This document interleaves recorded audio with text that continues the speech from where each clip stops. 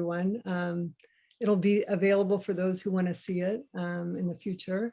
So again, welcome, welcome, welcome. Happy to see all of you here. We're very excited to welcome our alums to this event to talk about their journeys in more school after school, right?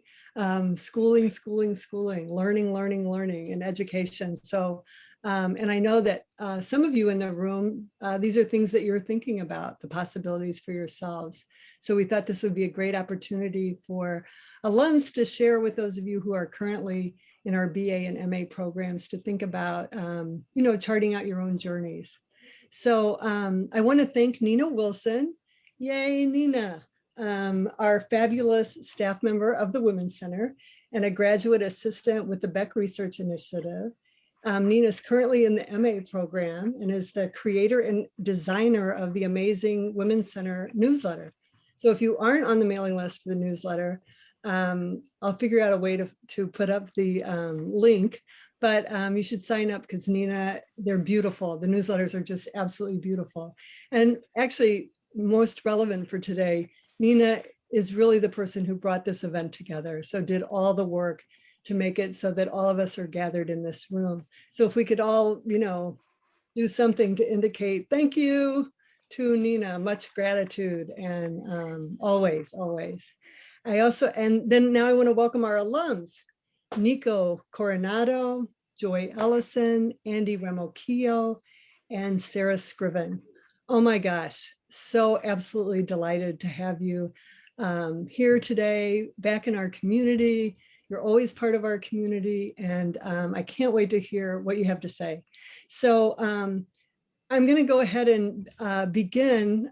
So I have some questions that I'm going to offer to our alums today, and then we'll open it up for everyone to have questions. So write down your questions or put them in the chat or whatever you want to do. But I'll go ahead and begin.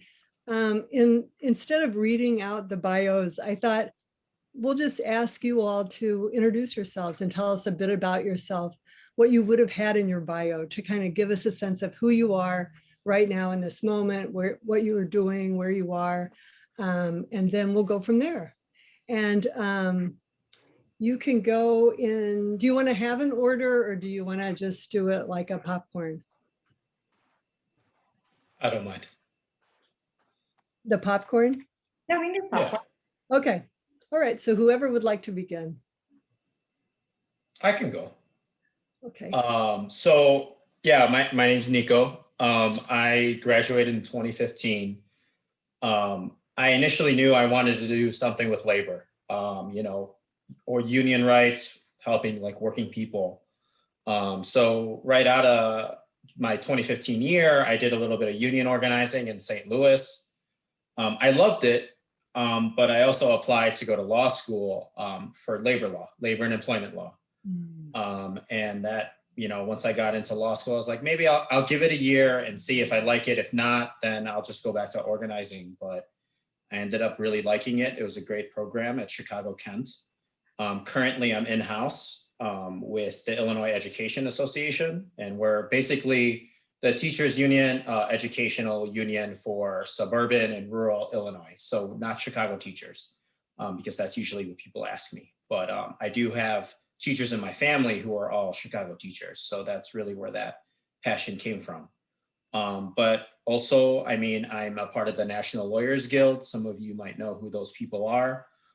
So really, WGS was huge and really just shaping my views of like labor, how it touches on a lot of issues for sure.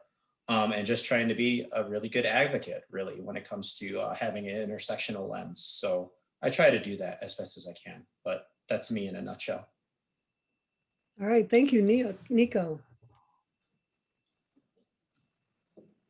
Oh, popcorn. I haven't done this in a long time. We call somebody's name, right? Okay, Sarah. Okay, thanks, Nico. So my name is Sarah Scriven, and my pronouns are she, her, hers, and I'm a third-year PhD student in the Harriet Tubman Department for Women, Gender, and Sexuality Studies at the University of Maryland. And my research focuses on Black feminist intellectual history, and I write about Polly Murray, 20th century queer Black feminist.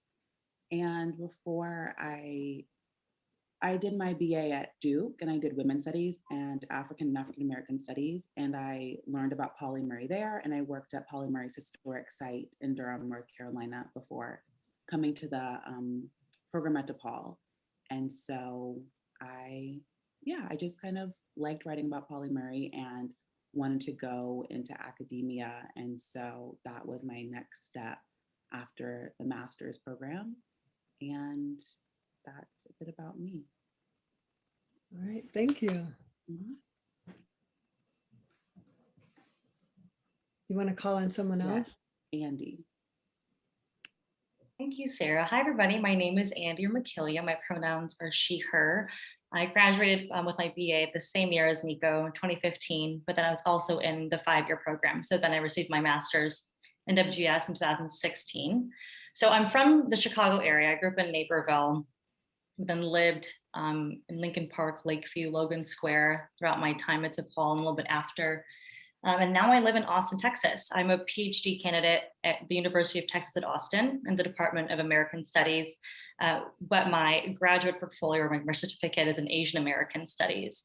My research focuses on second generation Filipino American women in the Chicago area. And I conduct interviews with them, although it's very hard, obviously during COVID, but we have Zoom. So I've been conducting Zoom interviews with them, asking them questions about how they're experiencing their diasporic identities, any family narratives, histories, their perceptions of community. And it was my background in women's and gender studies that is really shaping how my project is going and my methodologies especially, and what does it mean to really center women's narratives in this? So very excited to be here and to talk to everybody and to learn more about you as well. Thanks. Thank you. And Joy. Thank you. So my name is Joy Ellison. I use they pronouns. And I believe I graduated in 2013, but it feels like it must have been longer. It feels like a long time ago. I'm currently in my 5th year of a PhD program in women's and gender studies at Ohio State. I'm either about to finish very, very soon, or I have another year depending on whether or not I get a tenure track position.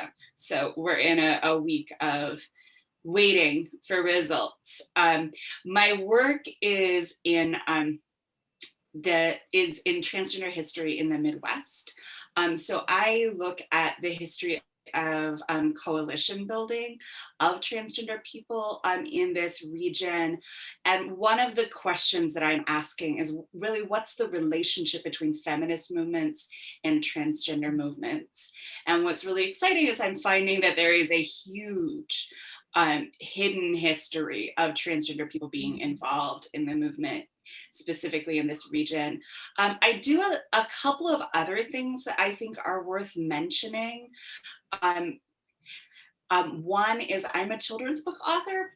I just published a book called Sylvia and Marcia Start a Revolution, which is a picture book about Sylvia Rivera and Marsha P. Johnson. And I'm in the process, please don't tell anybody, but I'm in the process of selling a few more books, also about LGBT history. And I write a biweekly opinion column for a newspaper in Columbus called Rainbow Rant. And I'm also still a grassroots activist as much as I am able to be predominantly in prison abolitionist work, in transformative justice, and also in Palestine solidarity. Thank you, Nina, I appreciate it. So I'm happy to talk about all of those things because I think all of those things are how we actually survive being in academia. And there are just a lot of things that I do that I also consider a part of what WGS has allowed me to do. I will stop there Do I have to Okay. popcorn back to Anne? Popcorn back to me. I love popcorn too, so that's perfect. Thank you so much, each of you. I mean, one thing I love about women's and gender studies is that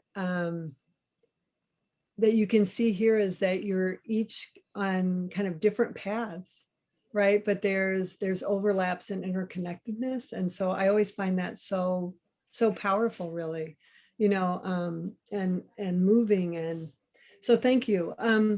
So we thought we'd like to hear from you, just like, how did you come into women's and gender studies? You know, what brought you to women's and gender studies?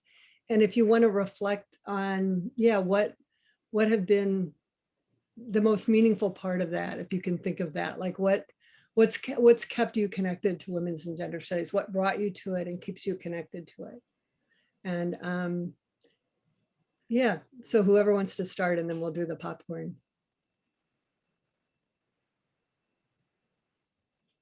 I can start again. So I was originally a political science major. I started out that way at DePaul. But I saw a class, I was just trying to fill up, you know, like my classes. And I was just like, well, I could be really intentional about it, or just, you know, just whatever about it. And I was kind of like trying to strike a balance. And I believe it was issues in sex and gender. And I'm trying to remember the professor. It was, I don't know if she is there anymore. Kate, I think her first name might have been. But you know, my mom was a single mom, and my abuela lives upstairs, and my abuela was a single mom, and that kind of formed my mom's like point of view, kind of with, you know, issues to do with feminism, right? So I kind of had that kind of strong woman in my household, right? Two of them, strong women in my household. So I was just like, you know what, let me take it. It seems like something that I might at least be able to learn from. I loved it. I was just like, man, I thought I knew a lot, but you know, as a straight Latino in the city, growing up in the city of Chicago, I definitely had some toxic behaviors as a man, right? That I was just like, all right, well, you know, I can continue to learn about myself, and you know, try to just learn more about the world, right, and how this affects, you know, other people in the community, because I always had a really good interest. Or a really, you know, huge interest in trying to better my community as well, where I'm from in the city. So I'm from the heart of Chicago. We're right west of Pilsen. But yeah, no, I mean, that's really what got me into it. And I ended up double majoring in women's and gender studies and political science. And I mean, wow. I mean, the second part of the question is how I still come back to it. Was that it, Professor? Yeah. Well, man, like I've been trying to be very intentional about that. I know me and Beth, I did the Take Back the Halls program there at DePaul. And I felt like that was right up my alley because, you know, I was a man of color that grew up in the city and went to public schools. And I loved the program when I was a part of it. I was actually at a school that was not too far away from the school I went to, on the south side of Chicago. So I asked Beth, you know, and this was all pre-pandemic too.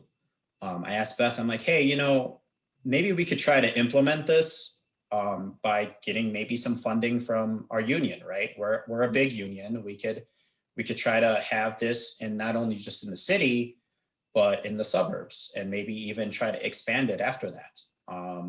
So we did have, I ended up reaching out to the executive director of my organization. And she was just like, yeah, you know, that sounds like something we would be very much interested in, and that we could throw some money your way. And, you know, we started getting the ball rolling on that. I kind of, you know, I was a new attorney, so I kind of faltered a little bit on the communication. And then the pandemic happened. So, I mean, that really just kind of slowed everything down in terms of trying to get that program, pilot program is what we're calling it, in the southwest suburb of the city of Chicago. So, you know, I really, that's what I really want to do, is be very intentional. We have resources at my organization. It's a labor organization. I like to think we're trying to be as progressive as possible on these kind of issues, right?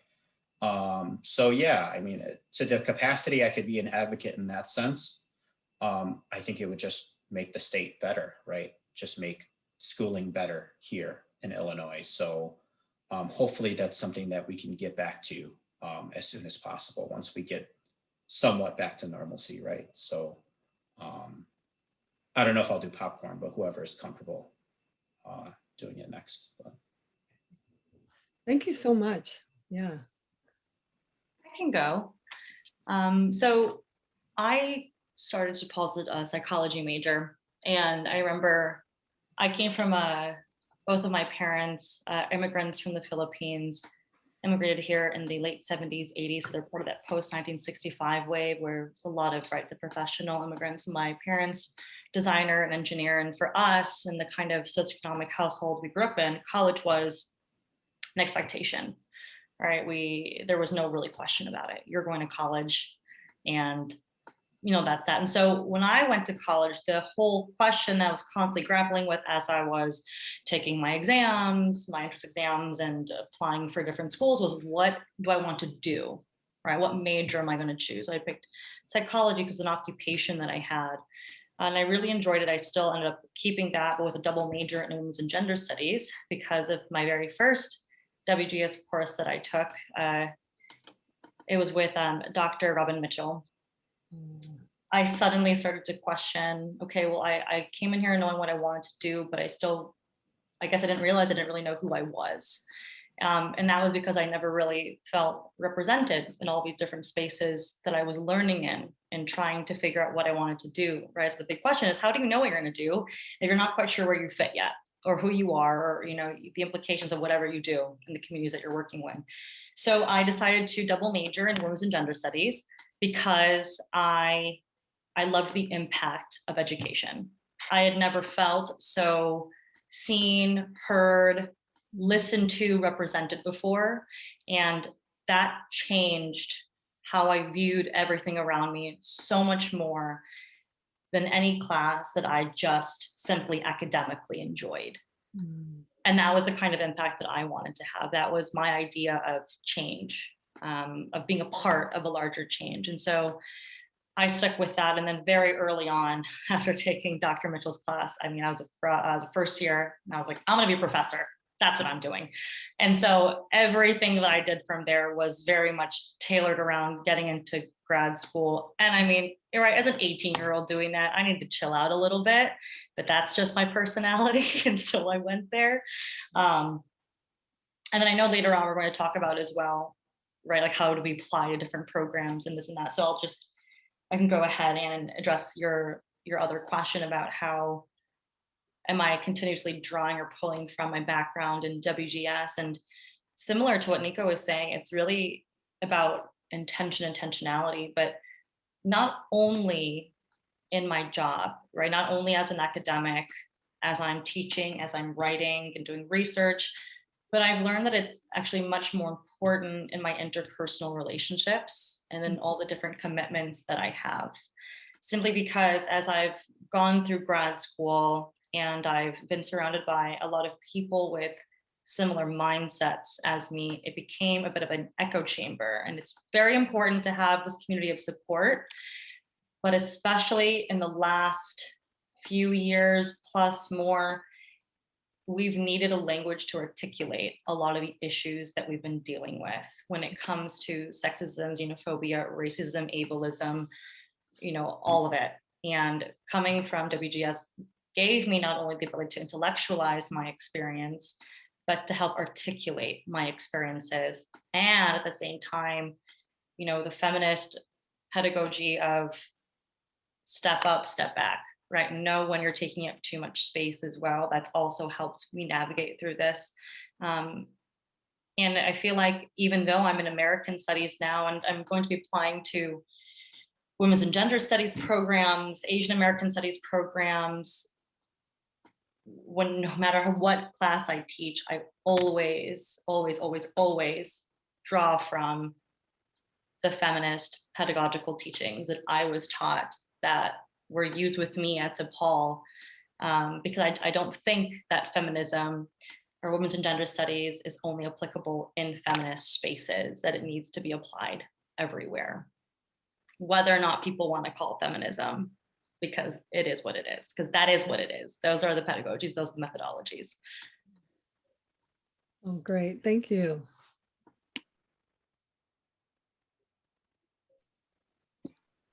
Sarah, I'm happy to go next, but unless you would like to. Go for it. Wonderful. So I grew up in a distinctive household where my family's white, but we were also very deeply involved. I was raised by activists, and I grew up really wanting to be involved in social movements in a very, very deep way. So after graduating from college, and I'll be honest, I spent my entire undergraduate experience fighting being in college because I just wanted to be out in the world doing movement building work.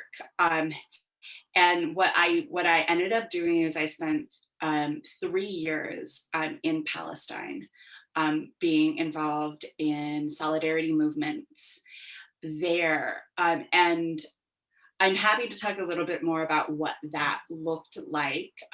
But for me, that was this incredibly enriching, wonderful experience, as well as very, very difficult. And it's one that, of course, really deepened my commitment to movement building, but it's also one that raised a whole lot of questions about who I was. And this was at a time that I think is we're starting to forget what this was really like when I didn't know anyone who used they pronouns. The only pronouns that were around were Z pronouns, which I didn't want to use. I just didn't want to spend my life explaining how to do that. For me, that was a barrier for entry, and I don't feel that anyone else needs to find that a barrier to entry, but it was for me. So I was in this moment where I really wanted to, I just had all of these questions, and I was thinking very seriously about going to grad school, and eventually made that decision. And for me, being at DePaul was really, really wonderful, because it gave me a community to ask those questions, and gave me a whole bunch of information that I didn't even know I was looking for as well. And one of the things that I learned that I didn't quite realize I was learning was simply watching the department, and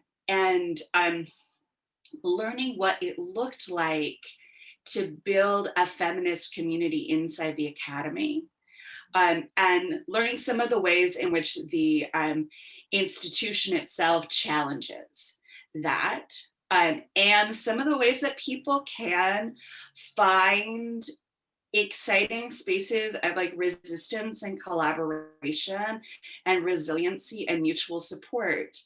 And so that's a big lesson that I've taken forward in my work. I then spent like 3 more years around DePaul, adjuncting and working for a couple other offices, and continuing to be deeply involved in student movements. So that's something else that I took away. For me, this was like, at DePaul was where I learned how you did really meaningful activism in the US.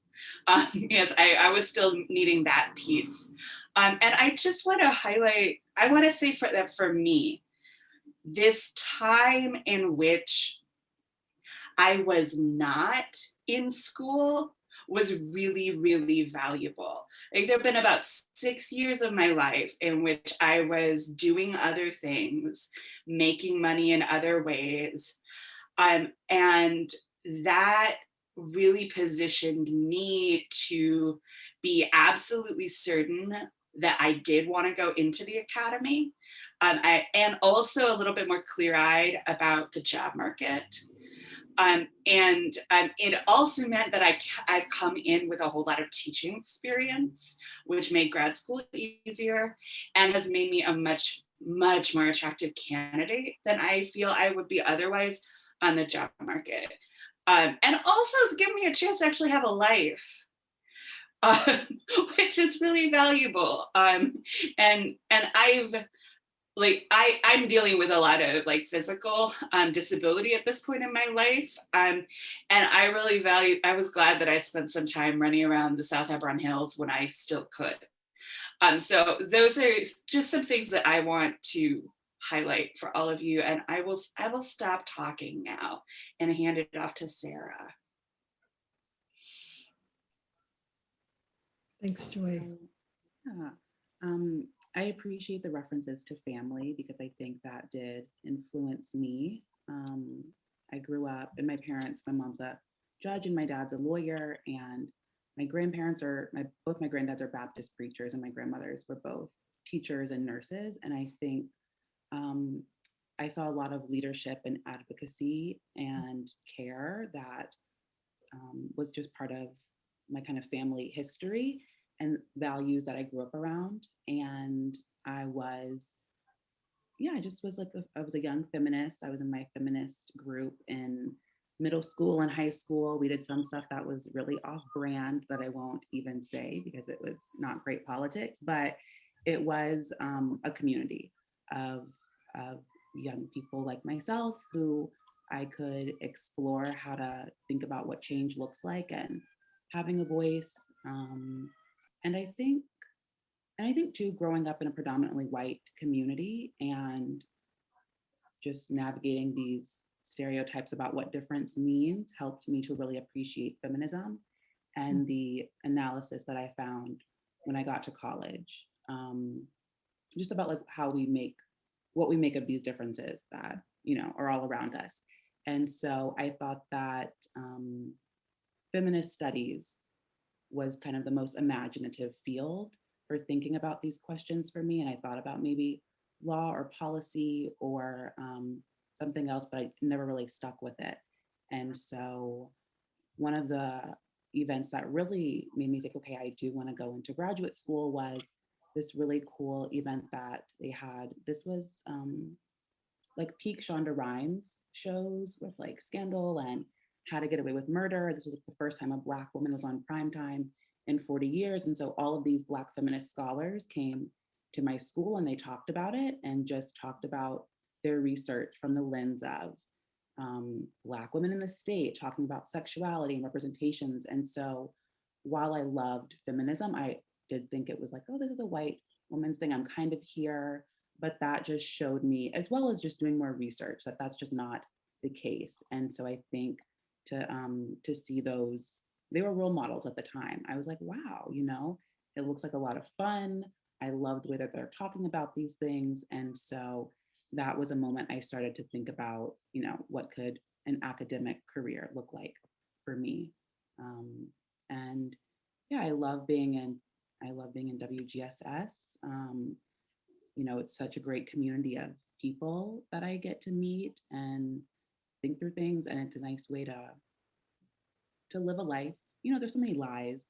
And so critical thinking just helps me to not to like just feel like, okay, I'm gonna have a nice time and live my life despite all that's going on and, go in this fight in ways that people who can be supportive and caring.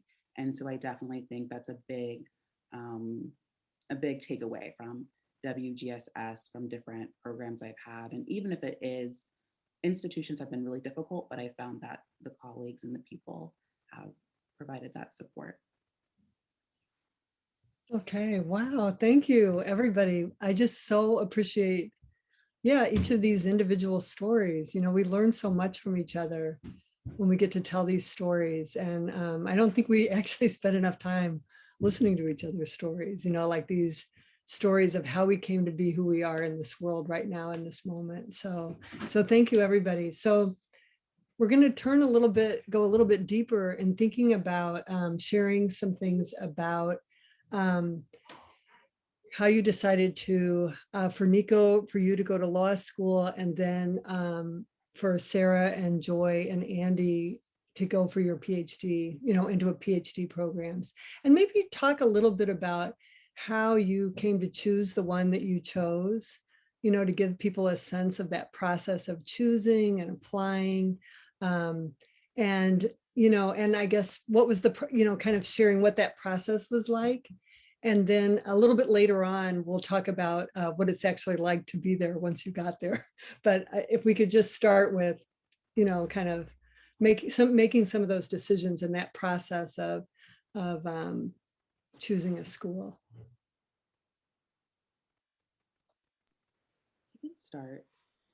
So I told you I had the inspiration early on, but I was kind of unsure. And I did this year of spiritual discernment, this program that my school Oh, wow. offered. And that's how I worked at the Pauli Murray Center. And so that was a really nice year where you were intentionally underworked. You worked for a nonprofit. And so that was a really great time. And I just met a community of people who were lifting up Pauli Murray's legacy. And there was an opportunity to write this nomination to designate her house as a National Historic Landmark. And there were these people who wanted to write it. There were no Black people. And I was like, what does it mean that there are no Black scholars who are even being considered to write this story? And it's like, I wish I could do it. But these things are like 200, 300-page documents. And I didn't have the skills, the patience. I just didn't know where to begin. So I was like, okay, maybe this is a good indication that I do want to get a PhD so that I could do something like this if I wanted to. And so that's when I applied to the MA program. And I knew I wanted to get a PhD. So I, talked to the professors about it. And everyone was really helpful. Julie Moody Freeman was my advisor. And so she talked to me in my first year and was like, okay, well, here's what you need to do. Write something so that can be your sample. Start now. It was really, really fast. And Ann Mitchell was really helpful selecting programs because I talked to her and she's like, what are your interests? This was just in her office one day, probably the first time meeting her. And she printed off all of these papers and said, here are the best programs. Here's what they offer. Here's what would fit for you. And I really had no idea. I had never heard of my program, but she talked about the program at Maryland that I'm at now and talked about its really strong history in Black women's studies. And so I was like, okay, just like learning all this info. And then one thing that really helped was going to the NWSA conference, and I presented a poster there and got to meet one of the students who's in my program. And they were telling me that, I think this professor would be really good and would work with you in this way. And that was really affirming because I'd heard this, but I just didn't know how to reach out to people or anything. So I think having those contacts. So that's how I decided to do it. And I don't know if you want to talk now, Anne, about the process of applying, or later. Yeah, if you want to share a little bit about any parts of that you think would be good to talk about, sure. Mm-hmm. It's a lot of work, but I'm trying to think. So I selected programs based on what the research was like there, where I wanted to live. I remember I applied to Northwestern and I was kind of hesitant about it because I'd heard things, but I really wanted to live in Chicago. And my mom read it over. She's like, Sarah, it sounds like you just want to live in the city. I was like, well, that's the truth. My personal statement. So I had to revise it because I was giving myself away. But I had a mentor who did say, like, this is a big chunk of your life. And so you want to be in a place that you enjoy, where you can live, where you can do the work outside of academia that you want to do. So I thought about that and I applied to maybe 4 or 5 programs and I got into Maryland and UNC. And yeah, applying was just writing a lot of drafts and showing up to Anne at the very last minute, showing up to her office very frantically where she helped me revise things and truly saved me. But so many people really, really helped me. And yeah, so I think just writing the personal statement was a lot of work, just writing drafts and having people look over them. And that was really scary for me because sometimes you don't like to share your work. And so, at that time it was like the person I was dating, I was like, well, you read this first. And then I kind of got more confident about sharing it. So I do think it's really important to be willing to share whatever your personal statements or your drafts are. And then, yeah, and kind of take some time off. I remember I was working with the Women's Center and I was kind of overwhelmed with doing that and take back the halls and applying and being in school. And so if you can find ways to cut back on some things or find other types of support, because it is an endeavor, financially, time. And so just planning for those things and doing my best. Yeah, that's a quick overview. Thank you. Thanks, Sarah.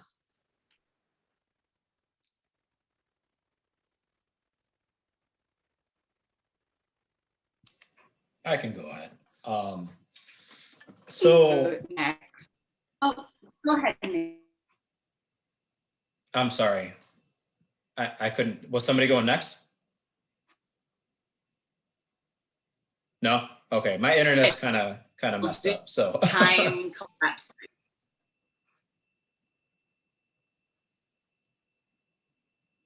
Okay, sorry. I think my internet messed up again. But yeah, I mean, again, like just the labor background I had with my family members, like that really, it really kind of drove what I wanted to do after college, no matter what. I think really the school I went to, Chicago Kent, I had a feeling I would probably like it because it's one of the most diverse schools in the nation when it comes to law schools. And, the profession is still incredibly white, still incredibly male.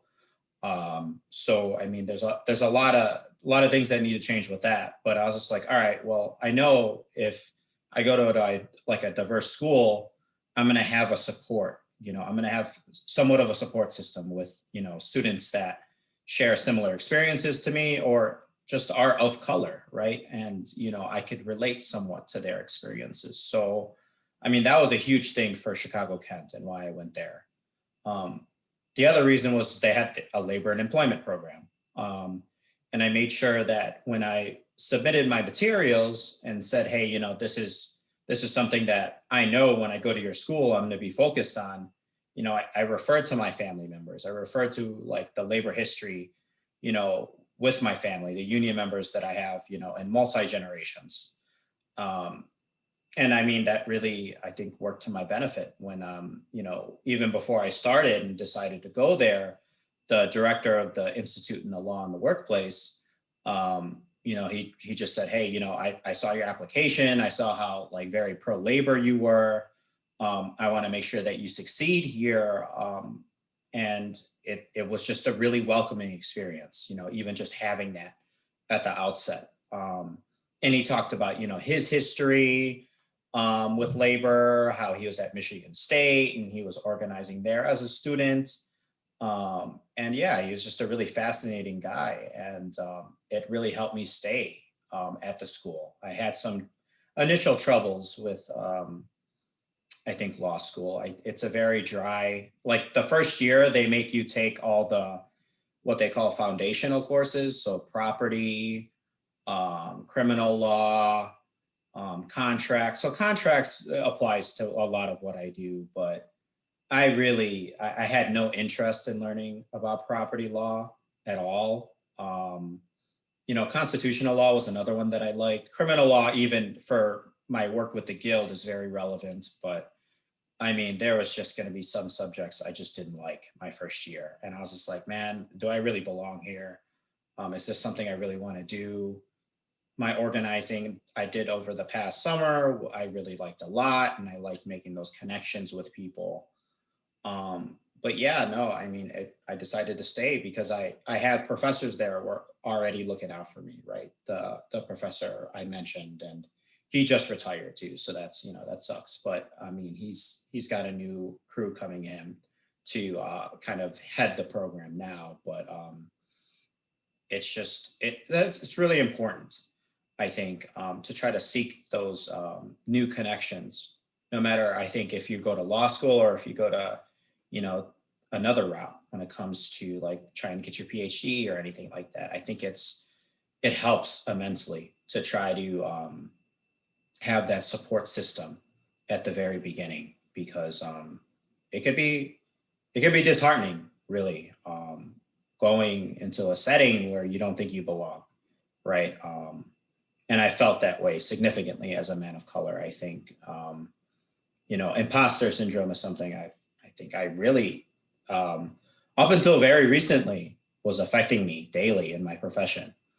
And then I started to learn that a lot of these other attorneys are not very, very, very good at their jobs, and I'm very capable, and I could handle myself in a courtroom. I can handle myself in an arbitration.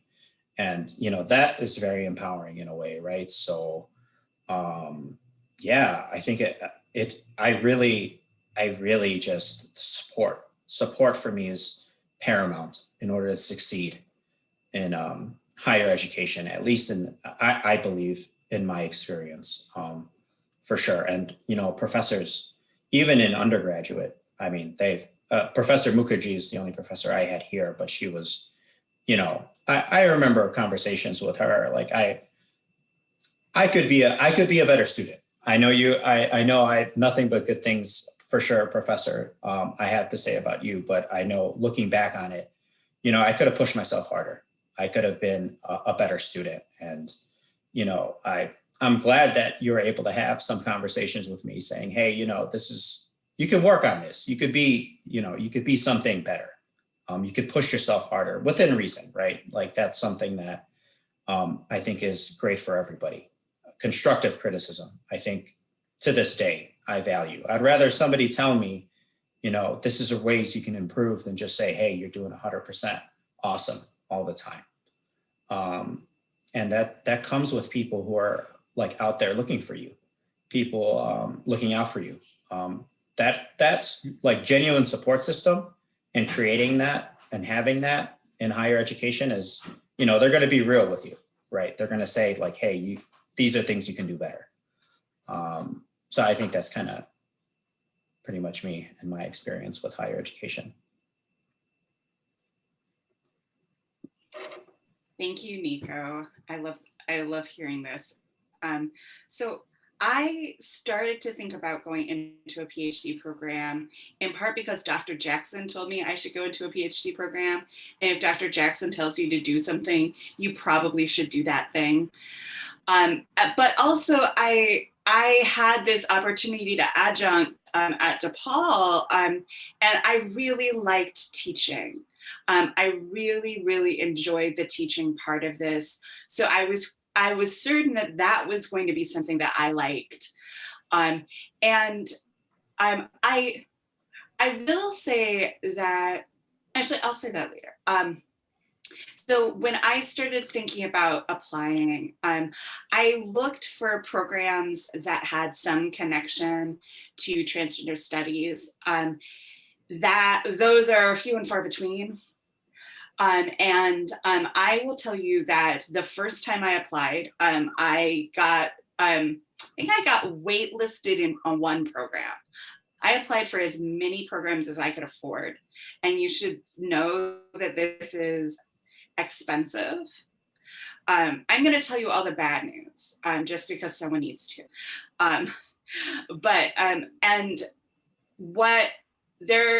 In my mind, there are three reasons that I didn't get in. One was that it is simply incredibly difficult to get into a PhD program in women's and gender studies in particular, because there aren't that many programs. And in grad school in general, at the PhD level, because you're applying fundamentally for a job, because this is funded. Secondly,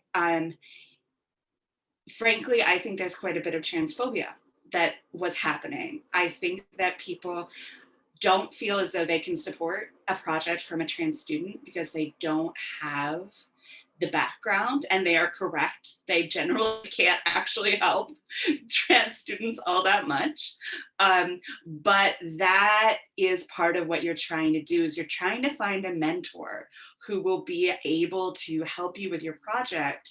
So for those of us who are coming from underrepresented communities in the academy, we're going to struggle. But the main reason I didn't get in, and I had excellent grades, like everything was great, but I did not nail the genre of all of the different forms of writing. My diversity statement was too activist oriented, and my personal statement didn't make the right sort of, it was a little bit more like a grant application than like a personal statement. My writing sample was good, but it wasn't directly related to the project that I was saying I wanted to engage in the future. So I had to rewrite everything. It was not fun. But I learned, I mean, it was a really valuable learning experience for me. I will say that's one thing about graduate school, that I now, whenever I do something different, something new, the first thing I do is I try to get a sense of what am I trying to write? What is being asked of me? And one thing the bad news is that is always a project to understand what you are trying to do, because one of the things that cements kind of structural oppression is in the academy is a lot of things are unstated or poorly defined, but incredibly high stakes. So this experience that at the time was really upsetting, because I was trying to quit a transphobic job. That was part of I was like, needed to get out. It's been valuable in the long run. The next time though, I will tell you that I got, I got waitlisted at Ohio State, which is common, very, very common. And I don't know if I got waitlisted or I got into Rutgers, but at a certain point I had a decision to make. And I remember asking Anne what I should do. And the truth was that I just had some bad feelings about Rutgers. So I went to Ohio State. And I will tell you what that was like. R1 institutions are a trip. So that's my preview of coming attractions. Andy, I think you're next. Yes, thank you, Joy. I was also, I'll get to this later, but I was also waitlisted at Rutgers for the WGS program. I remember it was between that and then UT Austin. I was like, I don't know. I know Rutgers is a great school, but I don't know about this. I had my own things, but yeah. So I mentioned before that I took Dr. Robin Mitchell's class. It was Feminist Manifestos. And that was the first time, right, that I really felt, yes, I felt heard and seen and listened to, but also it was the first time I really felt a community in the classroom. And it was the first time I think I ever really felt community in general. I always had a lot of friends. I always was a very social, outgoing person, but that was the first time it was such a rooted feeling. And it was connected through people's different experiences, but also the openness to share and to listen and to intellectualize experiences. And that's when I knew this is what I want to do. This is what I want to do with my life and this kind of impact that I want to have. And so this isn't very typical. And even a lot of my colleagues and friends now in grad school, they decided to go to a PhD program well into their 20s, but I was 18 and just decided that's what I'm doing. And so I did it. And then I was able to form really fantastic relationships with my professors that I had. And that also helped me so much. And I will also say that the Women's and Gender Studies program at DePaul is very unique because of the kind of community and support that is offered there by the individual professors. you're not unfortunately going to come across that all the time, simply because even in feminist academia is still an institution, and there are a lot of bureaucratic hoops to jump through. There's a lot of competition. Unfortunately, a lot of people are just really caught up in their own stuff. But the kind of commitment and time that the professors in WGS really put towards their students really made us feel so important. And it really gave us so much encouragement to pursue things that we might not have ever thought to pursue before. I mean, Nico, right, you were talking about how you felt like, you dealt with imposter syndrome for the longest time, and being in law school as a person of color. And I grew up in Naperville, right? So very, very white, upper class neighborhood area. And I was so convinced for the longest time that I literally called myself stupid. I thought I was so dumb. I thought that I thought that I wasn't good at school. It turns out I just wasn't interested in what was being taught and how it was being taught. And I didn't see any value in learning it. But I internalized all of these ideas that, well, no, you just don't get it, Andy, because you're just not good enough to get it. Right. And when I learned that critical thinking and analytical thinking and questioning things, that's a skill, and it's an important one. It's important one to teach future generations and to encourage everyone to do. And I can do that as a job. I was like, hell yeah, I'm doing that. I'm going to go and I'm going to do that. And I loved the types of things that I was reading that was making people really think about their identities and politicizing their identities. And I, asked myself, well, who are these people? What do they do for a living? No, they went to this program, they study here, they studied this, they teach here, XYZ. And so I was very lucky to have the direct mentorship of people like Dr. Mukherjee or Dr. Mitchell and Dr. Chang. So Dr. Mitchell and Dr. Chang, they're no longer teaching at DePaul, unless I wonder, actually, I think Ada might be, no, adjuncting at all. Okay. So, I mean, Ada Chang, she was in sociology, but she was a feminist sociologist.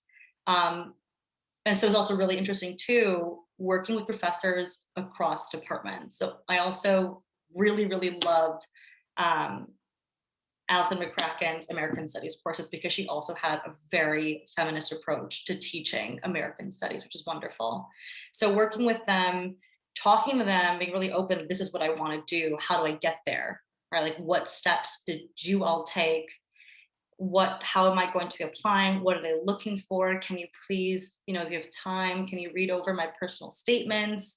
Can you help tailor certain things? Do you have any feedback on this department? Do you know anybody in that department? And that helped tremendously. Now, when I was actually applying for programs, at first I was stuck on only women's and gender studies. So I was like, that's what I want to do. I'm going to stick there. But then Ada Chang told me, well, apply to UT Austin, because that's where she went for her PhD in sociology, and she loved it there. She had her complaints too, but they only had an American Studies program. They had no PhD in women's and gender studies. I was not going to go into sociology PhD. And then Alison McCracken, again, having that cross relationship showed me that, yeah, American Studies, it's interdisciplinary and it can be feminist depending on how you work with it. So I applied to, I believe, like 6 or 7 programs total. And I was so devastated when I was denied from all but 2. So I was waitlisted at Rutgers for WGS. I was waitlisted at UT Austin for American Studies. But I was denied from the WGS program at UCLA, ethnic studies, at Berkeley, NYU, Michigan. But then, as Sarah and Joy are talking about, these are highly competitive. I mean, this is not to dissuade anybody from applying, but it's just to keep in mind, right, timing, as Joy was even talking about, timing for when you're going to apply, how to do it, so you're not wasting money and you're not wasting emotional time and energy. But they admit like 3 to 5 people a year out of a pool, like 250 people sometimes, if not more. This is incredibly competitive, and it is nothing to do with you're just not good enough. It's that these programs are still undervalued and they're underfunded, right? That's part of the problem, is that it's the importance and the value it's growing in recognition, But unfortunately, we're still not there, so we don't have a lot of money. And while a lot of these programs would want to fund so many of these minds and this work, they just can't. So I actually heard back from both Rutgers and UT Austin on the same day that I was taken off of the waiting list.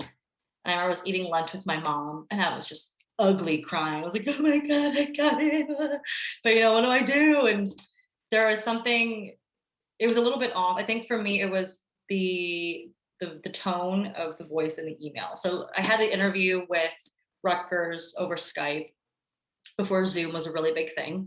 And then I had an interview with UT Austin as well. And they were just so much warmer, and they seemed a lot more flexible and interested in my work and what I wanted to research. Whereas my experience, personally, to my experience at Rutgers, and this is just one of the questions on the thing, but they seem to be functioning on a very rigid politic of what does it mean to be a feminist scholar that was extremely played on these inclusionary, exclusionary politics of your work is not as feminist as this because you're not engaging with these certain terms and the way that other feminists here are engaging with them. And for me, that really told me, well, it told me, one, I need to learn more about these terms perhaps. But it also told me that I don't think anybody should ever dictate whose research and what's important to them, especially if their research is very much personally grounded. If it's about my family and my history as a Filipino American with immigrant parents, just because I'm not engaging with these very lofty, high intellect terms the way that you want me to, that doesn't make my work any less important or significant. And so I went with UT. Now, if any of you are interested though in applying for graduate programs outside of what you're already doing, one, remember, and Dr. Mukherjee reminded me of this even when I was at DePaul still, she said, remember that this department is very unique. You're not going to come across this community elsewhere, most likely.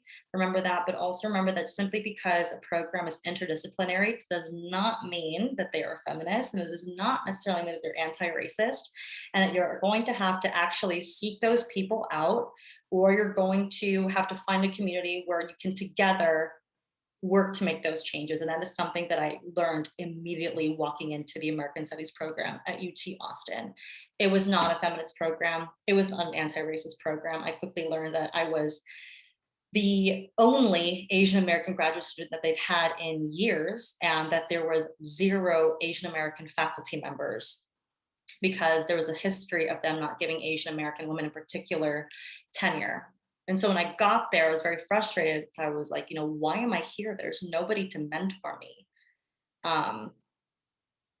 So then I started making noise. I started speaking up during meetings and questioning where are they? Is Asian, I'm bringing in history of, is Asian America not part of America? This is American studies. We are representing Latinx American histories, Indigenous histories, Black American histories, everything. And where is Asian American history?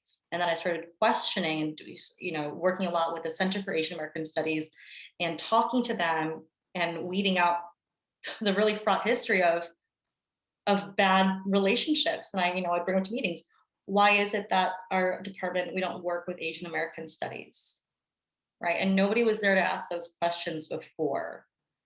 And it wasn't on me. That shouldn't have been my labor, but I chose to do that. And now that I've definitely made a home and community here at UT Austin with a lot of folks from women's and gender studies and Asian American studies. And now we have 2 Asian American faculty members, new hires.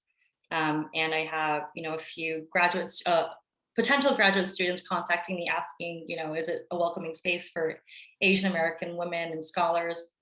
So it's, even if you go into a situation where you feel really underrepresented, or you feel like you've made the wrong decision, that you don't belong, that you're dealing with imposter syndrome, you can get through it. But community and finding your people there is so important. And then keeping connections with the people that you have here as well is really helpful.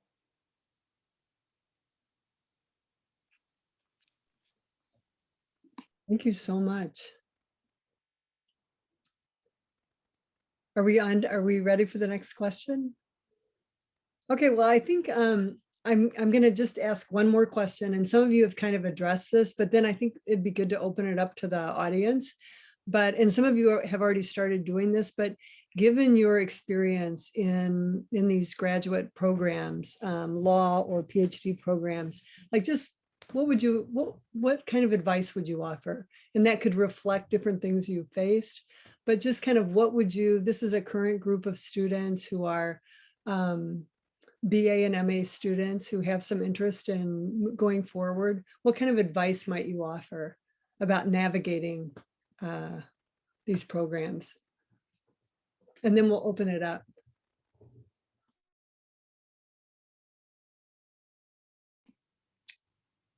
I would say think about your options. Academia, it's currently structured for the really traditional academic route, but that's not the only thing you can do with it. I have a lot of colleagues who are interested in performing arts or in public facing history, so working in museums or in archives. So thinking about what do you want to do with this, and then making a list of potential places you would like to go to different programs, and seeing who teaches there and what their backgrounds are in or what classes they teach. And then not being shy to reach out, because they love, love, love talking to potential students. They really want more people doing this. They really want to help others get to where they are now, and if not, even do a better job than what they're already doing. And making spaces more inclusive. So I would explore your options, and Joy, as they were even talking about spending time, for example, for Joy teaching and being sure that that's what they wanted to do. And I taught for a year at DePaul as well, right after my master's, and I was able to really solidify that want. So give yourself room to explore, ask questions, and contact people, and don't be shy with that.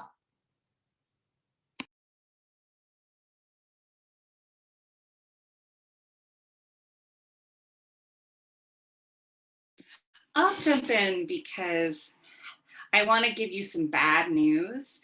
And I want to give like everyone else a chance to give you better news.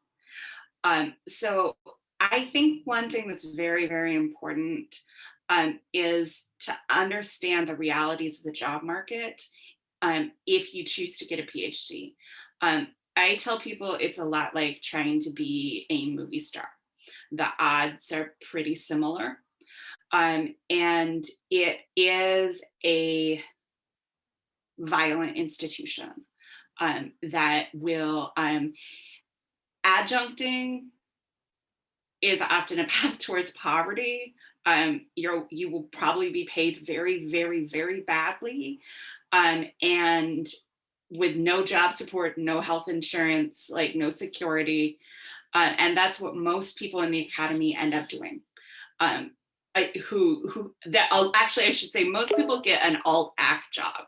Like Andy was just saying, like you find some way out of the academy. Excuse my computer for beeping. So I think it's really, really important to ask if there is any other path that will get you to a life you like. And think of a PhD as something that will honestly have a limiting effect on your options. And this is not to discourage you. When people gave me this sort of speech, I really thought that what they were telling me was that they were good enough for the academy, but I wasn't. And I don't think that of any of you.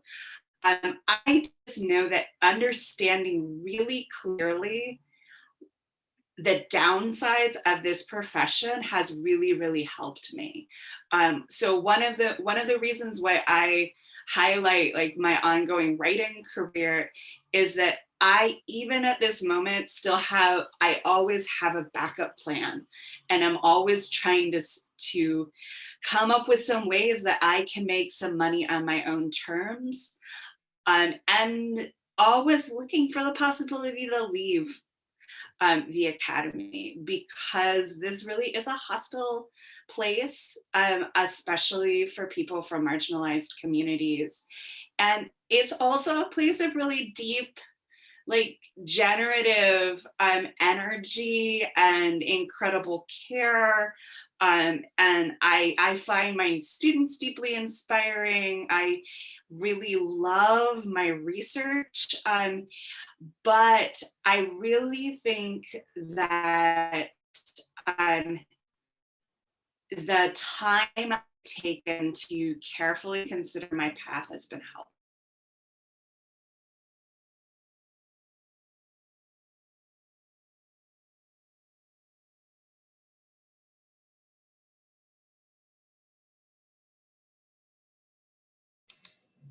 Is Joy frozen or? Oh, okay. All right. I think so, yeah.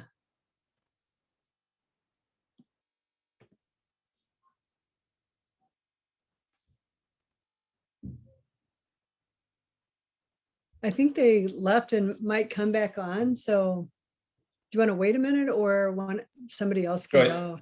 I think Joy's back in. Are you finished, Joy, or? Yeah, I'm finished. I'm so sorry. My internet is crappy. I hope you were able to hear anything that I said.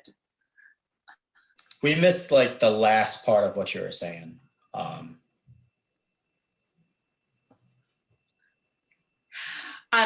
All I mean to say is that it's been helpful to really take some time and to make sure that this was the path I wanted to go in. And just know there are lots of other paths that are really good and they might be better. I think maybe kind of similar. I might not be initially kind of the bearer of bad news, but I think realistically, so I had a choice, a couple of choices. DePaul also was one of the law schools I applied to. They were giving me a full ride. I was just like, oh, wow, okay, no, I don't have to go into debt at all. But the law school I ended up going to definitely didn't give me a full ride. They gave me money, but I knew that I was going to walk out of it with some debt. But the thing, and I think everybody was saying this, but Andy specifically, when you talk about like doing research, and seeing like people around you and like about the program, like it was just a no-brainer for me because labor and employment programs are, there's not many in the legal profession. It's a very niche field. And labor and employment programs that are very pro-labor and pro-plaintiff when it comes to like Title VII, ADA issues, this was one of the programs in the country. And I was lucky that it was in the city, so I would just be able to live at home, and the financials it was a huge payoff for me because the professors I met at that school, I wouldn't have been able to make the connections I have to, get the job that I currently have now. I mean, labor, union side attorney positions are very hard to come by. Usually you have to go and do other things first before you even think about working for a labor union or just a union side law firm. And, through my school, I was able to be an extern and work in the in-house legal department at the Illinois Education Association. And, I think this is, I'm sure, very true of all kinds of higher ed, but, your impressions, even when you're a student, as an extern, and I was also a fellow at places throughout the country, that's really gonna have a huge impact. And what people have to say about you when you put them down as a reference and everything like that, it's extremely important. And I would just say be very mindful of that. I mean, if there's two comparable programs you want to do, maybe the one that's giving you more money is the one you want to go to, right? But in my case, that certainly wasn't the case at all. Because it is, I mean, I'm sure all of student loan debt is, it's a huge issue, right? With people who incur it, and it's something not to scoff at for sure. So yeah, I would say that's probably what I have on my end.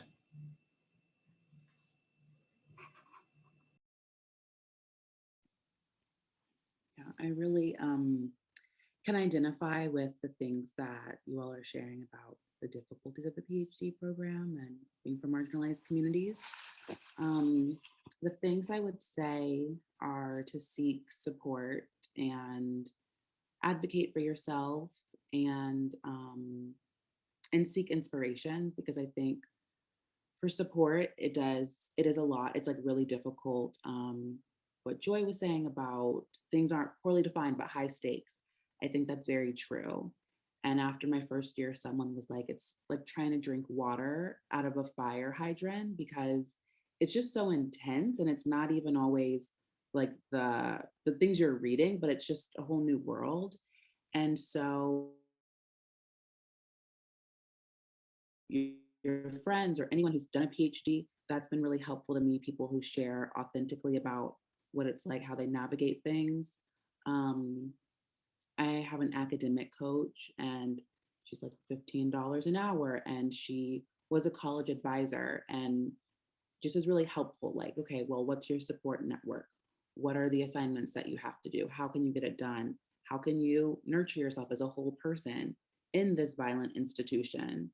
And so I think, I don't know, sometimes it feels silly, but I do think I like the rock star analogy. I say like pro athletes. That's what my therapist tells me. It's like you're going to be a pro athlete. And so they have coaches and they have massages, they have everything. We don't have any of that, but we're really working harder. I don't know about harder, but we're working really hard. And so the more you can build that for yourself, by asking people, seeking out resources that the campus offers, that your mentors from wherever can provide for you, asking for what you need from your program, whether or not they give it to you.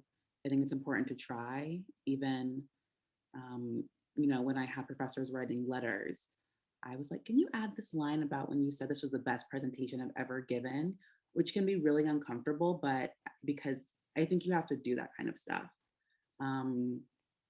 And I think with inspiration, there's things that you care about that you want to learn about. Sometimes it'll be the strength of your department, or it won't, or there's just so much other stuff you have to learn. And so if it's going to a conference or watching a YouTube talk or a song or anything that can draw you back to why this is important to you, I think that's helped me. And I'm saying all the nice things because I made so many promises that I wouldn't say all the hard things, because it is extremely hard and I'm still navigating that. And I'm happy to share that stuff too. But these are the things that have helped me to stay in it. And now I'm like, okay, no going back, 2 or 3 years left, have to finish. And so, yeah. Wow. Well, thank you all. I wish I had heard these before I went to graduate school. I found graduate school to be so difficult.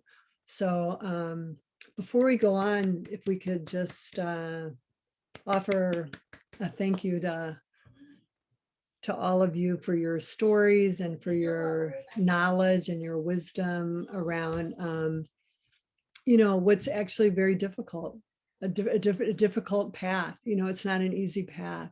And so I think that's important to acknowledge, and also giving us so much of what helps you keep going, what helps you make it through. So we're going to open it up to the audience. So I don't know if you all want to just jump on and give your question, or you could put it in the chat, but it would be great to hear from you. Like, what do you want to know, or what do you want to ask these amazing speakers?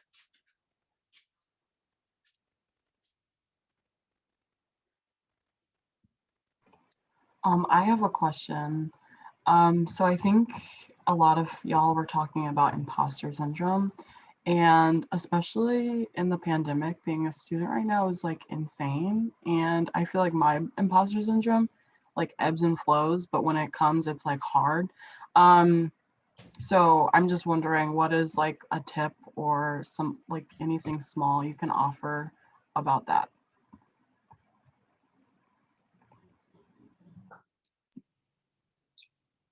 I'm going to say you're allowed to check out. I'm going to say that just because you are in grad school, and just because it is really hard, and just because it's so difficult to get in here and it's so competitive to get in here, that doesn't mean It has to be your identity, and you're allowed to check out. You're allowed to give yourself a break and say, you know what, I'm not really feeling this. I'm feeling really crappy. My self-esteem is really low. My mental health is really suffering right now. I'm going to go do something else that makes me feel good about myself. Whether that means you're going to go and you're going to hang out with your friends because you know that your friends really value your presence. They really value your love and support, right? That's also part of your identity. Or picking up hobbies. Sanjukta, I just picked up pottery because when I went my master's program, Sanjukta told me that I should that she picked up pottery and that it was such a great hobby outside of academia, and it really is. So I would do that, and then when you're ready to check back in, be very, very, very gentle with yourself. Take it slow. Give yourself some grace. Show yourself some compassion. If you have the means to do so, find a therapist. I love my therapist. It's helped me tremendously.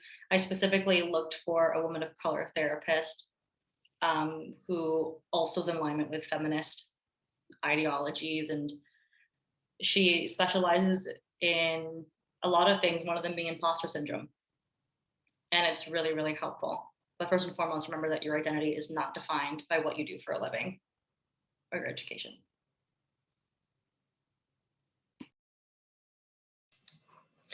I would second all of that.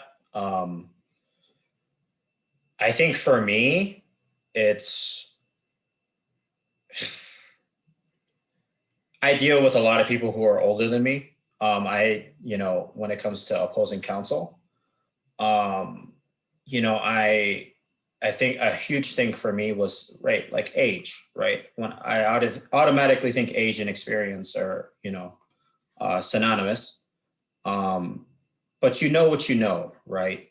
And if you're confident in, the knowledge that you have, don't be afraid to show it, right? Like that for me was instrumental and really, really getting over some hurdles with imposter syndrome, right?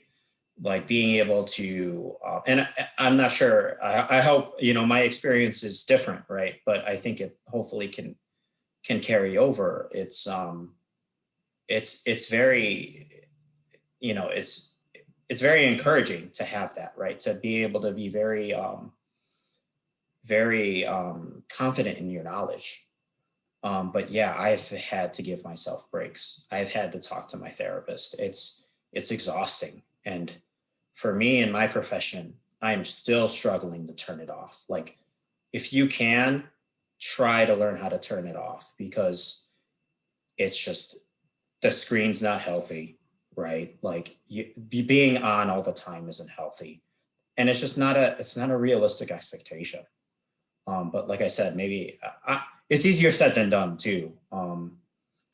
Especially when you have a lot of people that are relying on you for information. That could be really stressful, but at the same time,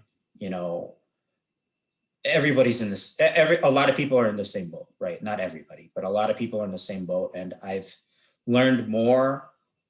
It's more likely that people are going to be very sympathetic to when you need to take a break.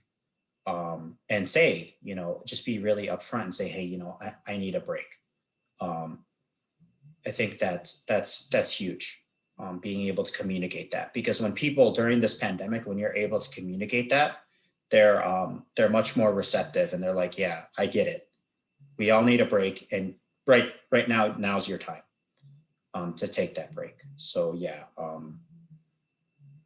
that's kind of where I'm at on that, I think so.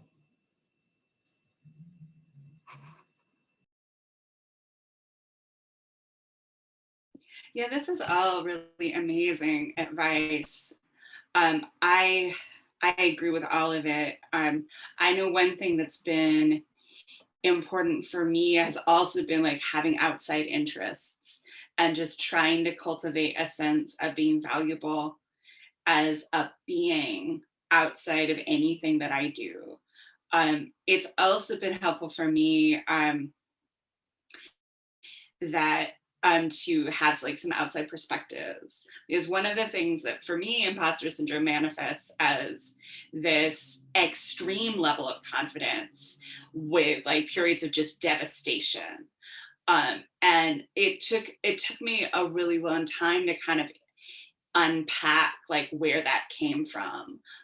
And for me, it was like growing up in special ed, like I had to mask like my disabilities, and then I also just had really awful messages from my family and from teachers about my abilities. And you know, we carry those things through life. I will also say that if you do go to grad school, my number one piece of advice is you'll probably be on some sort of healthcare insurance plan, and there will probably be therapy available that is likely to be free. And I don't sneeze at the free therapy. I was really resistant to it. But I've like had a non-binary therapist in freaking Ohio. And it's been really, really helpful. So that's my number one piece of advice. Yeah, I totally agree. Free therapy on the grad student insurance helped a lot, to have a space dedicated to talking about this stuff, and to have people, like my cohort mate, you know, we're friends. And so to have someone who's like, okay, we're going to get through this together and to talk honestly about what's going on has helped. And I think with the pandemic, I think being home, different, like where my family is or friends, helped because it does help to kind of detach your worth from the institution. So, you know, you just see more parts of yourself. You're like, oh yeah, like I'm a good sister. I'm a great daughter. I love to laugh. Like, who cares if I didn't write that well today? It's not that easy. I still get really upset. But I think learning that I do have strengths and really kind of respecting those and being like, okay, well, you know, I'm not a full imposter. Here's what I do really well. Here's what really gives me trouble or really stresses me out or makes me feel insecure. So I think kind of like parsing those out. And I definitely agree with like identity outside of the program, which can be really hard. I was like, I'm going to learn yoga and do this yoga teacher training. But realistically, it was too much to try to do that and be a PhD student. And I would have to be like, oh, hey, actually, I really need to grade these papers. And so I still haven't finished that. And so I would say, you know, don't be hard on yourself if what you're trying to pursue outside of it doesn't come to fruition, because it is, you know, you are going to be dedicated to this process. But I think, yeah, just trying that, and definitely therapy really helped.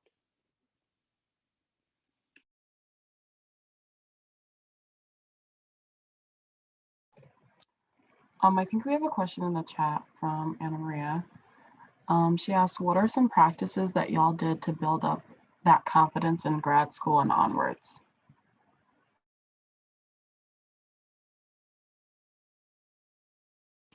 I just love this question, so I'll jump in.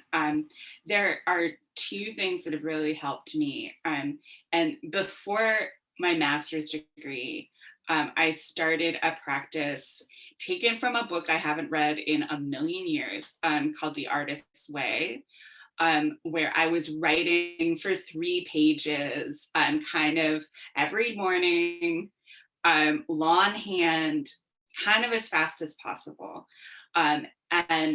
What that book, which again, I'm not sure if I recommend because it's been so long since I've read it, but okay, we've got some recommendations here. But that book really helped me realize, to start to hear the voice in my head that made writing so awful, because it was just criticizing my writing. Over the period of honestly many, many years, I've learned to just like to write, and like the page is a place I go to feel better, because I'm nice to myself when I write. Wild concept. That is why I have found most of grad school academically easy. is I like writing. And that, not to say that it's all easy. There have definitely been moments of difficulty, but it's been really, really amazing. The other thing that being interested in writing has for me is that I just would finish something and I would actually submit it for publication. And I did that often enough that I just got really used to being rejected. And honestly, I've been able to start to see rejection as just a part of everyone's process. And that's really helpful for grad school as well, because it eventually does involve a whole lot of not getting jobs, a whole lot of not getting grants, a whole lot of just being told no. And for me, I find that it can be upsetting sometimes. I recently didn't get a job that I was just so excited about, so I was sad. But I bounce back a lot better because I am used to rejection. So I don't know if that advice will work for anyone else, but it's really worked for me. Yeah. So I think that for me, I would split it between two things to build up confidence, or at least what I did. And one is internal work or just things I did on my own. And then other was very community focused or friend focused. So not everybody's a very social person. I am, and so it's really important for me to establish a friend group and a community both in the department and outside of the department, right? The outside of the department really helps for a few reasons. One, it gives you a really healthy distance from academia because you do need that. But also academia can be so incredibly competitive and toxic. And unfortunately, I found that a lot of people in the program who are all just as capable as the other person, they end up becoming really hostile towards each other because they're competing for something. And that is something I've always removed myself from, but had to be a very conscious effort. So finding your community outside, but also trying, for example, what really helped me too was forming writing groups. The writing groups builds your confidence because you need to make some guidelines, right? Like we're here to share our writing and to give support to each other. And you don't just give a bunch of open-ended feedback. Right before each meeting, you have a list of questions of things that you want to work on, and then your colleagues and your peers will read it and they'll answer those questions directly. But it was so helpful because, you know, the first time I tried it, I was so self-conscious about my writing because I always loved writing before I thought I was a really good writer. Then I get to grad school, like PhD here, and I suddenly think that I forgot how to write. But you know, we're all on the same page and we're also excited about each other's work, and we can actually talk about that without any judgment or fear of competition when we're in these writing groups. And so that was really helpful and wonderful. Another thing though that really helped me build my confidence and fight against the imposter syndrome is really worrying about myself and remembering why I'm here to begin with. So going back to the competition and how toxic it can be in a department or a program, depending on where you are, so many people are comparing themselves to each other. They're comparing their work. They are talking badly about other people. So-and-so shouldn't have got this fellowship. They did not deserve this funding, this, and this, and it's talking down other people. But at the end of the day, it's like everybody's here for a reason. You know, we're all just as capable. All of our work matters. And it is not the other person's fault. They were chosen for this fellowship, for this funding, for this job, for whatever. It's a larger problem that there is not more money to go around, that these spots are so limited to begin with, right? So give support where you can, but also know when to step back. And what I actually did in my very first week of grad school, so hopefully my last year is next year, but I like tucked away this letter that I wrote to myself. My very first weeks, I was struggling. There was so much reading. I couldn't understand half the things that people were talking about. And so I wrote down a list of why am I here? Right? Why did I want to get into grad school to begin with? And everything that I mentioned earlier of wanting to help other people feel seen and heard and represented, fixing a lot of systems of sexism, racism, transphobia, all of it. Why am I here? Remember that. And so every time I start to feel really down on myself that I'm not good enough, or that what I'm doing isn't important, I can look back at that letter and go, no, would you really tell yourself this? 18-year-old Andy, who was in that classroom, who felt so good being in that classroom, is that really what you want her to see? No, right? And so remaining as true as you can to your feelings, giving yourself space, trying to contribute to an environment that is healthy and supportive, even if everybody else seems so toxic. Sometimes it does just take one or two people to break that trend to make a huge difference in how people treat each other, or at least the general environment. And that will help how much you feel confident in yourself, or how able you feel in your belongingness in that department or area.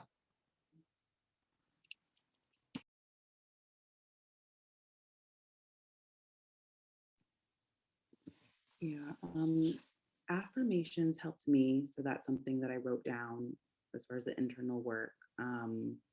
And one was, this is a process. My job is to carry on with grace and ease. Also finding tools, like when I got to the PhD program, it was suddenly kind of hard to speak up in classes, which I hadn't experienced before.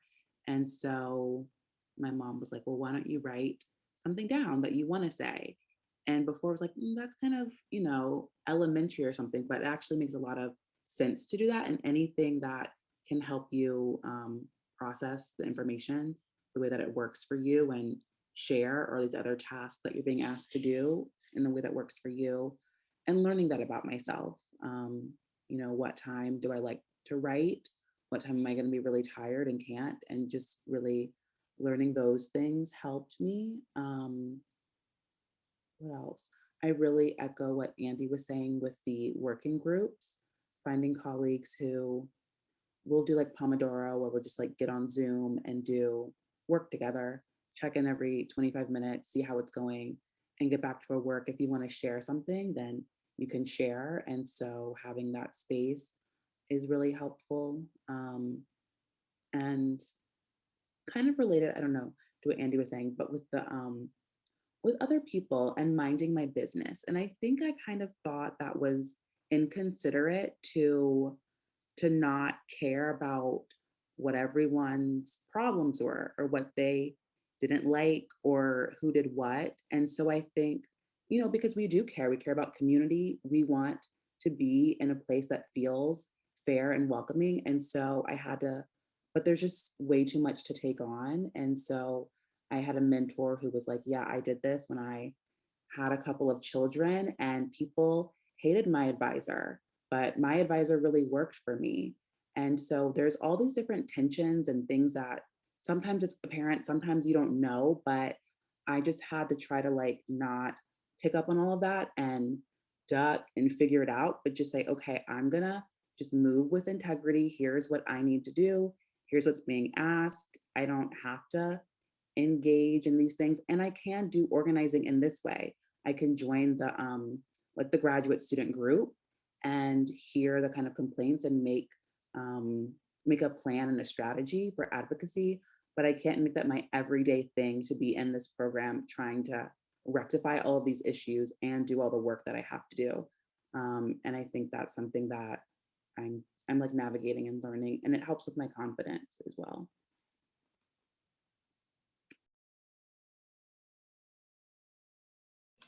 Yeah, I think a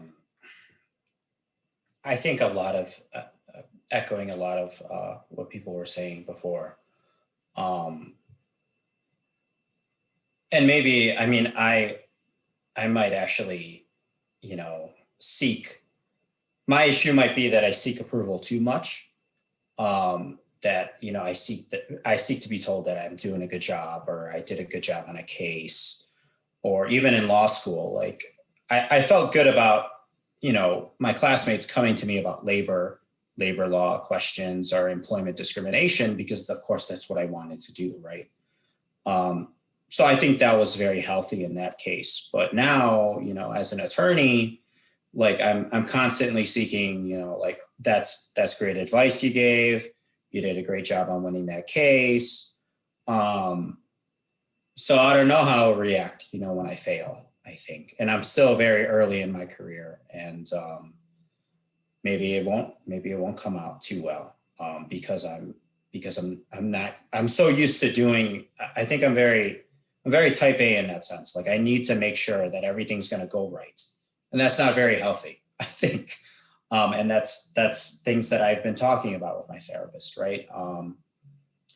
And it's very stressful, right? I think, like everybody was saying here, finding some kind of outlet outside of it, right? And a healthy outlet, right? That's there's so many outlets that are very unhealthy, right? And yeah, I mean, it's just spending time with my family. They were in my bubble. They live across the street from me, and I've been very grateful of that. I've always been very close to my family. And of course, family isn't just biological, right? Family could be, they're like people you meet throughout your life. But being able to be around that, I think, has been very helpful. And having that support system. I think for me, it's just always been about support system. I mean, I didn't pass the bar exam the first time I took it. I think that was probably the last thing really before my career started. That was a huge sense of rejection, right? Because you need that. You need to do that. It's a garbage exam, right? Like so many other standardized tests. But that was just like, man, like, what can I do better? How can I actually pass this? And so much of that I attribute to my family. Them being there, them telling me, it's fine, you didn't pass it this time, but, just keep working hard. And as long as you give it your best shot on the next round, like you did the first time, hopefully it pans out, and it's not, it's very, it's very nice having that, and they believed in me, right? That was the huge thing that gives me confidence, right? Having my family members believe that I could achieve, right? So, and being the first attorney in my family, like that was a huge thing looming over my head. The second time around, like that's, I don't know, for being a man of color too, right? And having that achievement, that drives me, making my family proud. At the end of the day, it might sound a little antiquated, right? But I mean, that for me has been instrumental. Me being able to be an attorney out here when the uprisings were happening, and being able to look out for my community members and people who, are being systematically oppressed, and not just oppressed, but straight up killed, right? Me being able to take up space like that, it gives me confidence to say that and be like, hey, I'm out here, and I'm just ready to do work, right? And I don't know, I might have gone off on a little tangent, but I think that sense of pride that helps drive me for sure and helps build my confidence.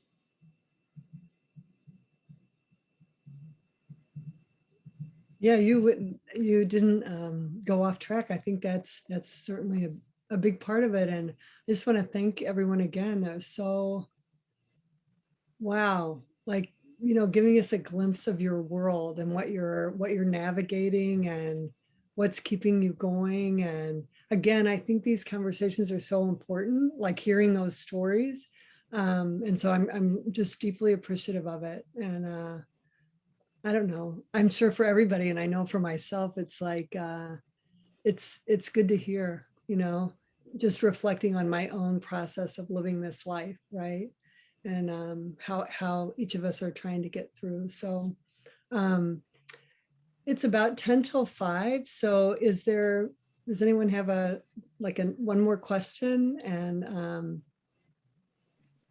I just wanted to say thank you to all of you, to Andy, to Nico, to Joy, to Sarah. It's just so wonderful to hear from you now. I mean, I've personally, speaking for myself, know part of your story, but it's so nice to sort of get perspective on where you're at now, what are you going to do in the future, and what keeps you going? Because some of the things, we are all in the institution for a reason, however problematic that institution is, and thinking about what is our stakes in this institution. Do we want to be in this institution, whether it's the legal profession, whether it is the academy, what do we want to do with our lives in this institution? And sort of thinking about what keeps us going and driving for accountability, right? Different people do these things in different ways. So Andy was talking about it, and I think all of you were, Joy was too, thinking about there's not one path in terms of how you want to sort of make sense of what you want to do. But if you are in the academy, you're in the academy for a reason, despite all its problems, right? So thinking about, and I think about that for myself. So hearing you all talk just reminds me also that even as faculty, and like this is sort of next step, right? Joy is already in the market, and good luck to you, Joy, and I hope the best for you and for all of you who are wanting to go that route. But when you are in the academy, no matter which way you're going, I think these are things that we're constantly asking ourselves, because the institution has so many problems, and you see different aspects of it when you're adjunct, when you're not yet tenured, and then you see different sides of it when you're tenured. So I remember this so well, when I first heard about my tenure decision, I came out of the elevator and I ran into Anne Russo and I said, Anne, I can't believe now I feel like I don't know, selling my soul. I'm going to sell my soul to the institution. So I think, but there's still things that I can do, that I push for, that the institution needs to do, right? So I think that keeping that perspective is so powerful and important, and it keeps me going. Because I could say a zillion things that's wrong with the institution. And I mean, I say it is there. But also at the end of the day, you ask yourself why you're still in it, why you're here, and why are we all here, right? So I just wanted to throw that out. It's sort of not a question, but a reflection based on what all of you have said and what we all think about too, or I think about too, every time I teach, or every time I talk to a grad student who wants to pursue grad school, right? Grad school has its problems, but you still want to go there. And why do you still want to go there? So thank you all. And I'm so proud of the work you're all doing. You're all so fabulous. Oh, thank you.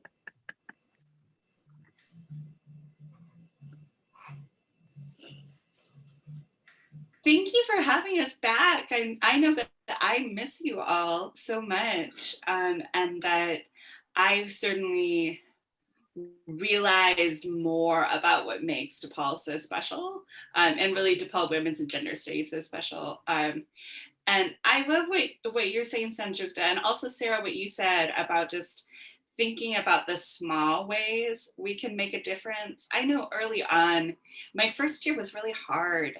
And I had this moment where I was just frustrated with our department's response to sexual violence. And I had this brief moment where I had to do a teaching demonstration for a pedagogy class.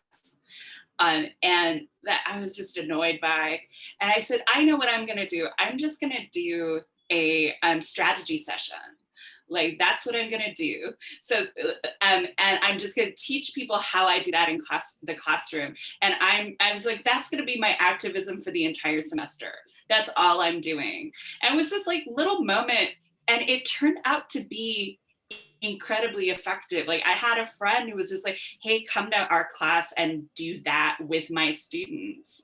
And it was one of the nicest things that happened the entire time. And it didn't change the fact that our department, in my opinion, was just straight garbage when it came to responding to sexual violence. Didn't change that, but it was a moment where at least I felt empowered, and then something happened that extended that in some ways. And that's the only thing we do on planet Earth is stuff like that. And I think in grad school, it is really actually important to keep it that small and try to remember that that matters too. Yeah.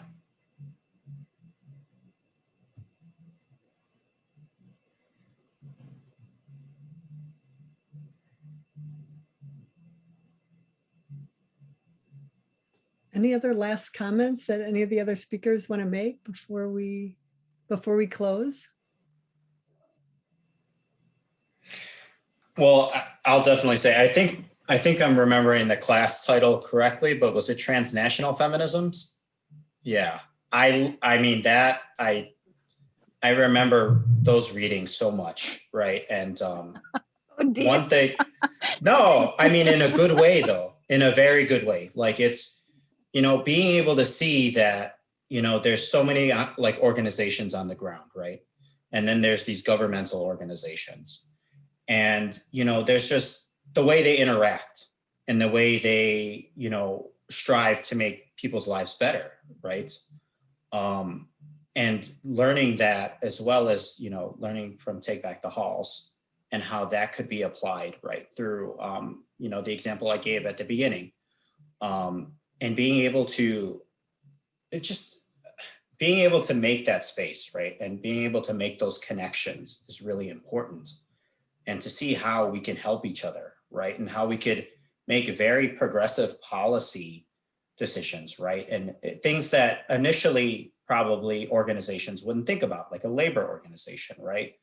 But I mean, it's very relevant. How do you make the school healthier, right? How do you make it a healthier place for, advocating for healthy masculinity, right? For discussing, teen dating violence prevention. That's very relevant to our union, right? The union I work for. And I don't think I would have made those connections, right? Without learning how these different stakeholders can come together and push for more progressive things, right? And that's, it's a program, WGS is a program that's really just it changed my outlook for sure.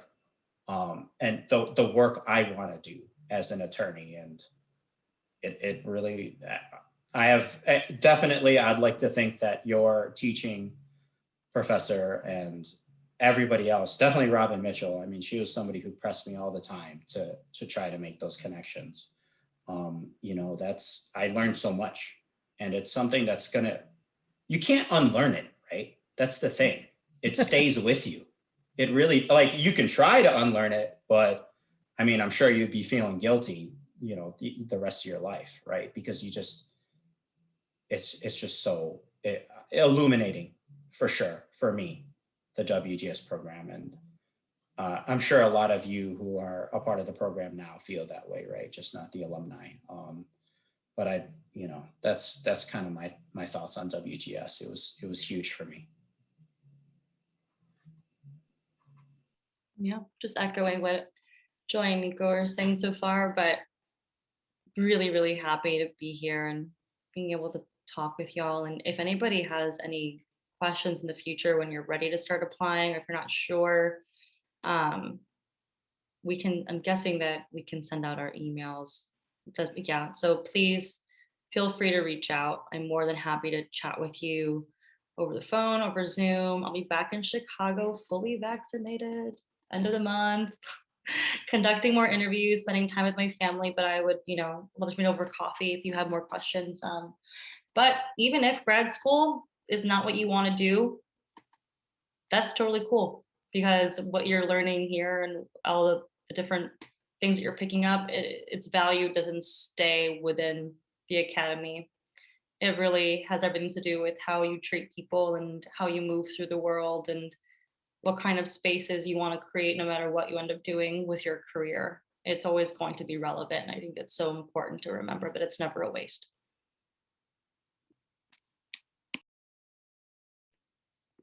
Yes. Also to echo, this is really so wonderful to be back with you all. And yeah, this program is so different from other WGSS programs, and it nurtured me, and I made such great friends and had such great role models and people. It's just such a great community. And so I really appreciate that. And I'm also available if anyone has questions or wants to talk about what they're thinking. I'm really happy to share any of the resources that I have, from like fellowships or schools or lists, and or even just listen, to whatever it is that you're thinking. And I really encourage everyone to just enjoy the space, the program as much as you can, and take the risks that you want to take there, because I think that there is, it can hold that in ways that other places can't. And it really is unique.